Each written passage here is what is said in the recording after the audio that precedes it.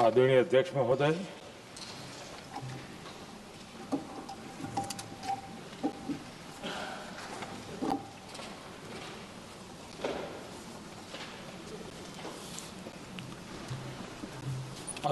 महोदय, मैं इस सम्मानित सदन में पश्चिम एशिया में चल रहे संघर्ष और इसकी वजह से भारत के सामने आई चुनौतियों पर बात रखने के लिए उपस्थित हुआ हूं। इस समय पश्चिमी एशिया की हालत चिंताजनक है। बीते 2-3 हफ्तों में जयशंकर जी ने और हरदीप पुरी जी ने इस विषय पर सदन को जरूरी जानकारी दी है। अब इस संकट को 3 सप्ताह से ज्यादा हो रहा है। इसका पूरे विश्व की अर्थव्यवस्था पर, लोगों के जीवन पर बहुत ही विपरीत असर हो रहा है। इसलिए पूरी दुनिया इस संकट के जल्द से जल्द समाधान के लिए सभी पक्षों से आग्रह भी कर रही है। अध्यक्ष महोदय, भारत के सामने भी इस युद्ध ने अप्रत्याशित चुनौतियां खड़ी कर दी हैं। ये चुनौतियां आर्थिक भी हैं, नेशनल सिक्योरिटी से जुड़ी भी हैं और मानवीय भी हैं। युद्धरत और युद्ध से प्रभावित देशों के साथ भारत के व्यापक व्यापारिक रिश्ते हैं। जिस क्षेत्र में युद्ध हो रहा है वो दुनिया के दूसरे देशों के साथ हमारे व्यापार का भी एक महत्वपूर्ण रास्ता है। विशेष रूप से कच्चे तेल और गैस की हमारी जरूरतों का एक बड़ा हिस्सा यही क्षेत्र पूरा करता है। हमारे लिए ये रीजन एक और कारण से भी अहम है। लगभग 1 करोड़ भारतीय खाड़ी देशों में रहते हैं और वहां काम करते हैं। वहां समंदर में जो कमर्शियल शिप चलते हैं उनमें भारतीय क्रू मेंबर्स की संख्या भी बहुत अधिक है। ऐसे अलग अलग कारणों के चलते भारत की चिंताएं स्वाभाविक रूप से अधिक है। इसलिए ये आवश्यक है कि भारत की संसद से इस संकट को लेकर एक मत और एकजुट आवाज दुनिया में जाए।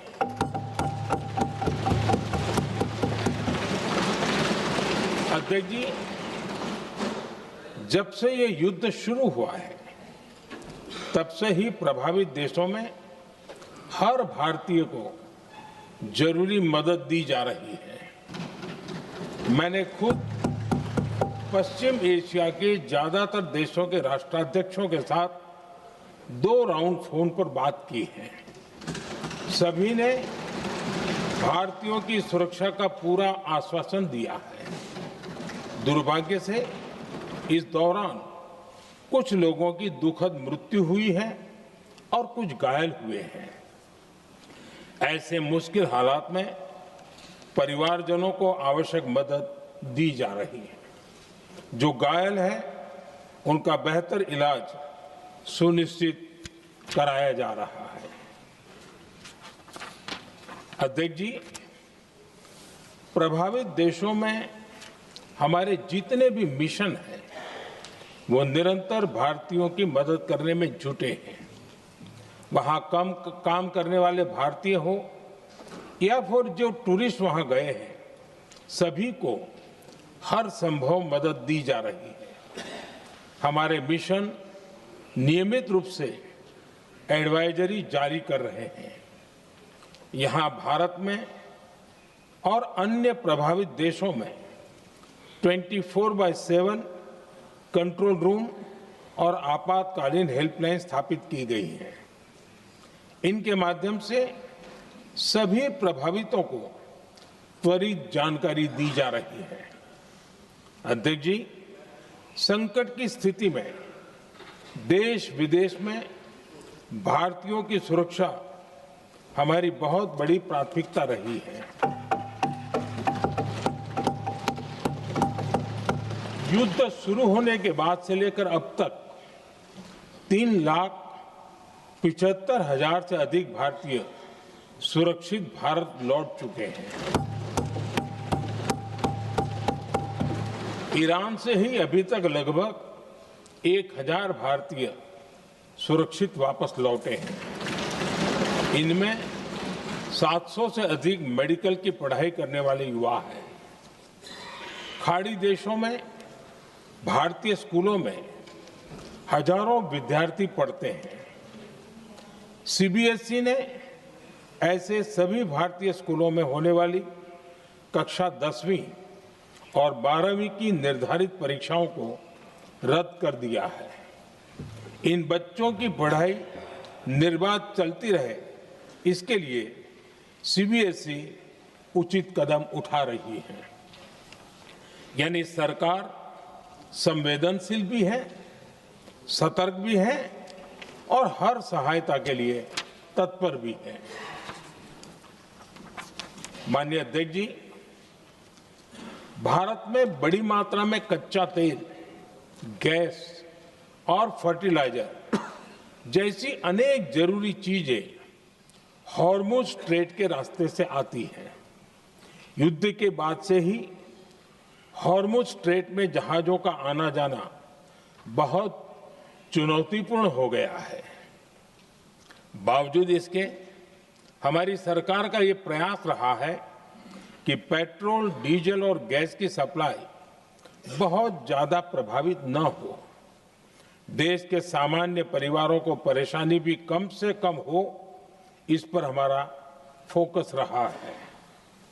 हम सभी जानते हैं, देश अपनी जरूरत की 60% एलपीजी आयात करता है। इसकी सप्लाई में अनिश्चितता के कारण सरकार ने एलपीजी के डोमेस्टिक उपयोग को प्राथमिकता दी है। साथ ही एलपीजी के देश में ही उत्पादन को भी बढ़ाया जा रहा है। पेट्रोल, डीजल की सप्लाई पूरे देश में सुचारू रूप से होती रहे, इस पर भी लगातार काम किया गया है। अध्यक्ष जी, आज की इन परिस्थितियों में एनर्जी सिक्योरिटी को लेकर बीते एक दशक में उठाए गए कदम और भी प्रासंगिक हो गए हैं। भारत ने बीते 11 वर्षों में अपनी एनर्जी इंपोर्ट का डाइवर्सिफिकेशन किया है। पहले क्रूड ऑयल, एलएनजी, एलपीजी ऐसी एनर्जी जरूरतों के लिए 27 देशों से इंपोर्ट किया जाता था। वहीं आज भारत 41 देशों से एनर्जी इंपोर्ट करता है। अध्यक्ष जी, बीते दशक में भारत ने संकट के ऐसे ही समय के लिए कच्चे तेल के भंडारण को भी प्राथमिकता दी है। आज भारत के पास 53 लाख मीट्रिक टन से अधिक का स्ट्रेटेजिक पेट्रोलियम रिजर्व है और 65 लाख मीट्रिक टन से अधिक के रिजर्व की व्यवस्था पर देश काम कर रहा है। हमारी तेल कंपनियों के पास जो रिजर्व रहता है वो अलग है। बीते 11 वर्षों में हमारी रिफाइनिंग कैपेसिटी में भी उल्लेखनीय वृद्धि हुई है। अध्यक्ष जी, सरकार अलग अलग देशों के सप्लायर्स के साथ भी लगातार संपर्क में है। प्रयास ये है कि जहां से संभव हो वहां से तेल और गैस की सप्लाई होती रहे। भारत सरकार गल्फ और आसपास के शिपिंग रूट्स पर निरंतर नजर बनाए हुए है। हमारा प्रयास है कि तेल हो, गैस हो, फर्टिलाइजर हो, ऐसे हर जरूरी सामान से जुड़े जहाज भारत तक सुरक्षित पहुंचे। हम अपने सभी वैश्विक सहयोगियों के साथ निरंतर संवाद कर रहे हैं ताकि हमारे मैरीटाइम कॉरिडोर सुरक्षित रहे। ऐसे प्रयासों के कारण बीते दिनों हॉर्मुज स्ट्रेट में फंसे हमारे कई जहाज भारत आए भी हैं। अध्यक्ष जी, संकट के इस समय में देश की एक और तैयारी भी बहुत काम आ रही है।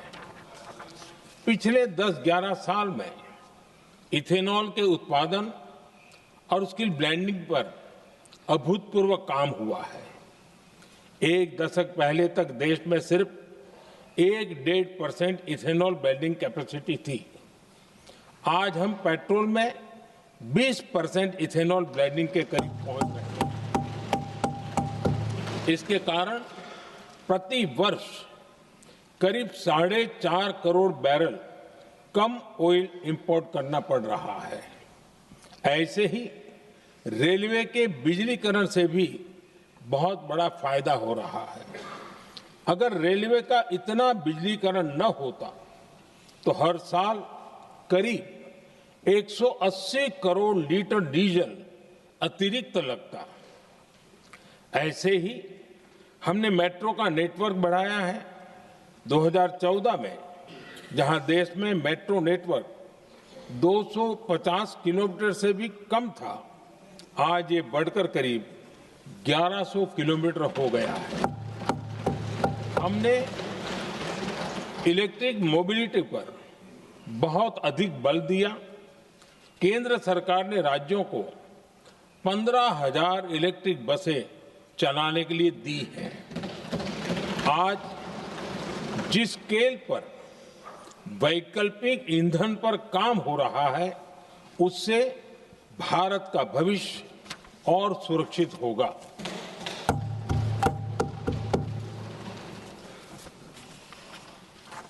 आदरणीय अध्यक्ष जी, हम जानते हैं कि एनर्जी आज इकोनॉमी की रीढ़ है और ग्लोबल एनर्जी नीड्स को पूरा करने वाला एक बड़ा सोर्स वेस्ट एशिया है। स्वाभाविक है कि दुनिया भर की अर्थव्यवस्था वर्तमान संकट से प्रभावित हो रही है और भारत पर इसका कम से कम दुष्प्रभाव हो, इसके लिए निरंतर प्रयास किए जा रहे हैं। सरकार इसके शॉर्ट टर्म, मीडियम टर्म और लॉन्ग टर्म ऐसे हर असर के लिए एक रणनीति के साथ काम कर रही है। आज भारत की इकोनॉमी के फंडामेंटल्स मजबूत है। इससे भी देश को बहुत मदद मिली है। हम हर सेक्टर के स्टेक होल्डर्स के साथ चर्चा कर रहे हैं। जहां भी जरूरत है उस सेक्टर को आवश्यक सपोर्ट दिया जा रहा है। भारत सरकार ने एक इंटर मिनिस्ट्रियल ग्रुप भी बनाया है। ये ग्रुप हर रोज मिलता है और हमारे इंपोर्ट एक्सपोर्ट में आने वाली हर दिक्कत का आकलन करता है और ये ग्रुप आवश्यक समाधान पर भी निरंतर काम करता है। मुझे पूरा भरोसा है कि सरकार और इंडस्ट्री के साझा प्रयासों से हम परिस्थितियों का बेहतर सामना कर पाएंगे। माननीय अध्यक्ष जी, एक बड़ा सवाल ये है कि युद्ध का खेती पर क्या प्रभाव होगा। देश के किसानों ने हमारे अन्न के भंडार भर रखे हैं, इसलिए भारत के पास पर्याप्त खाद्यान्न है। हमारा ये भी प्रयास है कि खरीफ सीजन की ठीक से बुआई हो सके। सरकार ने बीते सालों में आपात स्थिति से निपटने के लिए खाद की पर्याप्त व्यवस्था भी की है। अतीत में भी हमारी सरकार ने दुनिया के संकटों का बोझ किसानों पर नहीं पड़ने दिया था। कोरोना और उस समय के युद्धों के दौरान उस समय भी ग्लोबल सप्लाई चेन में डिस्टरप्शन आ गई थी। दुनिया के बाजार में यूरिया की एक बोरी 3,000 रुपये तक पहुंच गई, लेकिन भारत के किसानों को वही बोरी 300 रुपये से भी कम कीमत में उपलब्ध कराई गई। अध्यक्ष जी, देश के किसानों को इस प्रकार के संकटों से बचाने के लिए भी बीते वर्षों में अनेक कदम उठाए गए हैं। पिछले एक दशक में देश में 6 यूरिया प्लांट शुरू किए गए हैं। इससे सालाना 76 लाख मैट्रिक टन से अधिक की यूरिया प्रोडक्शन कैपेसिटी जुड़ी है। इस दौरान डीएपी और एनपीकेएस जैसी खाद का घरेलू उत्पादन भी करीब 50 लाख मैट्रिक टन बढ़ाया गया है। इतना ही नहीं, तेल और गैस की तरह खाद के आयात को भी डाइवर्सिफाई किया गया है। ऐसे ही डीएपी और एनपीके के आयात के लिए भी हमने अपने विकल्पों को विस्तार किया है। अध्यक्ष जी, सरकार ने देश के किसानों को made in India nano urea का विकल्प भी दिया है। सरकार किसानों को प्राकृतिक खेती के लिए भी प्रोत्साहित कर रही है। पीएम कुसुम योजना के तहत किसानों को 22 लाख से ज्यादा सोलर पंप दिए गए हैं। इससे भी डीजल पर उनकी निर्भरता कम हुई है। मैं सदन के माध्यम से देश के किसानों को विश्वास दिलाता हूं कि सरकार किसानों की हर संभव मदद करती रहेगी। आदरणीय अध्यक्ष जी, युद्ध का एक बहुत बड़ा चैलेंज ये भी है कि भारत में गर्मी का मौसम शुरू हो रहा है। आने वाले समय में बढ़ती गर्मी के साथ बिजली की डिमांड बढ़ती जाएगी। फिलहाल देश के सभी पावर प्लांट्स के पर्याप्त कोल स्टॉक उपलब्ध है।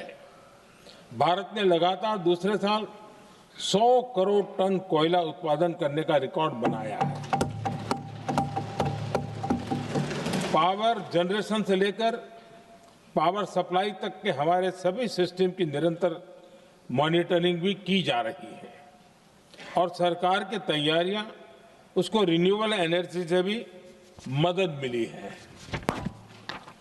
बीते दशक में रिन्यूएबल एनर्जी की तरफ देश ने बड़े कदम उठाए हैं। आज हमारी total installed power generation capacity का आधा हिस्सा रिन्यूएबल सोर्स से आता है। हमारी कुल रिन्यूएबल क्षमता आज 250 गीगावाट के ऐतिहासिक आंकड़े को पार कर गई है। बीते 11 वर्षों में देश ने अपनी सोलर पावर कैपेसिटी करीब 3 गीगावाट से बढ़ाकर 140 गीगावाट तक पहुंचाई है।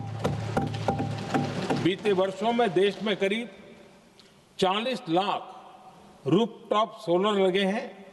इसमें पीएम सूर्यघर मुफ्त बिजली योजना से भी लोगों को काफी मदद मिली है। गोवर्धन योजना के तहत देश में आज 200 कॉम्प्रेस्ड बायोगैस प्लांट भी काम करना शुरू कर चुके हैं। ये सारे प्रयास आज देश के बहुत काम आ रहे हैं।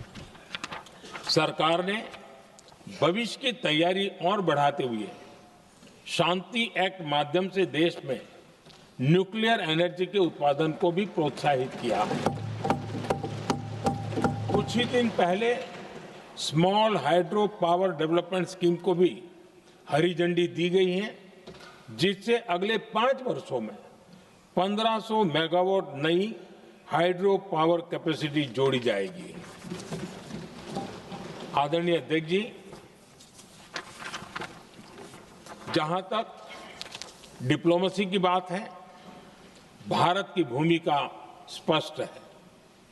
शुरुआत से ही हमने इस संघर्ष को लेकर अपनी गहरी चिंता व्यक्त की है। मैंने स्वयं भी पश्चिम एशिया की सभी संबंधित नेताओं से बातचीत की है। मैंने सभी से तनाव को कम करने और इस संघर्ष को खत्म करने का आग्रह किया है। भारत ने नागरिकों, एनर्जी और ट्रांसपोर्ट से जुड़े इंफ्रास्ट्रक्चर पर हमलों का विरोध किया है। कमर्शियल जहाजों पर हमला और हॉर्मुज स्ट्रेट जैसे अंतर्राष्ट्रीय जलमार्ग में रुकावट अस्वीकार्य है। भारत डिप्लोमेसी के जरिए युद्ध के इस माहौल में भी भारतीय जहाजों के सुरक्षित आवागमन के लिए निरंतर प्रयास कर रहा है। अध्यक्ष महोदय, भारत हमेशा से ही मानवता के हित में और शांति के पक्ष में अपनी आवाज उठाता रहा है। मैं फिर कहूंगा कि बातचीत और कूटनीति ही इस समस्या का समाधान है। हमारे हर प्रयास तनाव को कम करने, इस संघर्ष को समाप्त करने के लिए है। इस युद्ध में किसी के भी जीवन पर संकट मानवता के हित में नहीं है। इसलिए भारत का प्रयास सभी पक्षों को जल्द से जल्द शांतिपूर्ण समाधान के लिए प्रोत्साहित करने का है। अध्यक्ष जी, जब ऐसे संकट आते हैं तो कुछ तत्व इसका गलत फायदा उठाने की कोशिश भी करते हैं। इसलिए कानून व्यवस्था सुनिश्चित करने वाली सभी एजेंसियों को अलर्ट पर रखा गया है। कोस्टल सिक्योरिटी हो, बॉर्डर सिक्योरिटी हो, साइबर सिक्योरिटी हो, स्ट्रेटेजिक इंस्टॉलेशंस हो, सबकी सुरक्षा को और मजबूत किया जा रहा है। अध्यक्ष जी, इस युद्ध के कारण दुनिया में जो कठिन हालात बने हैं, उनका प्रभाव लंबे समय तक बने रहने की आशंका है। इसलिए हमें तैयार रहना होगा, हमें एकजुट रहना होगा।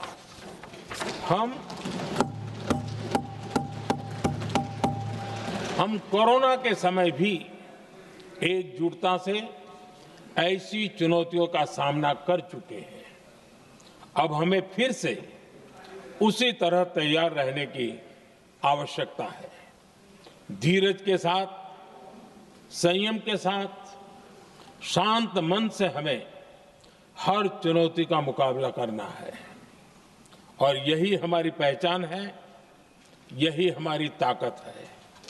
और हां, हमें बहुत सावधान और सतर्क भी रहना है। हालात का फायदा उठाने वाले झूठ फैलाने का प्रयास करेंगे, ऐसे लोगों की कोशिशों को सफल नहीं होने देना है।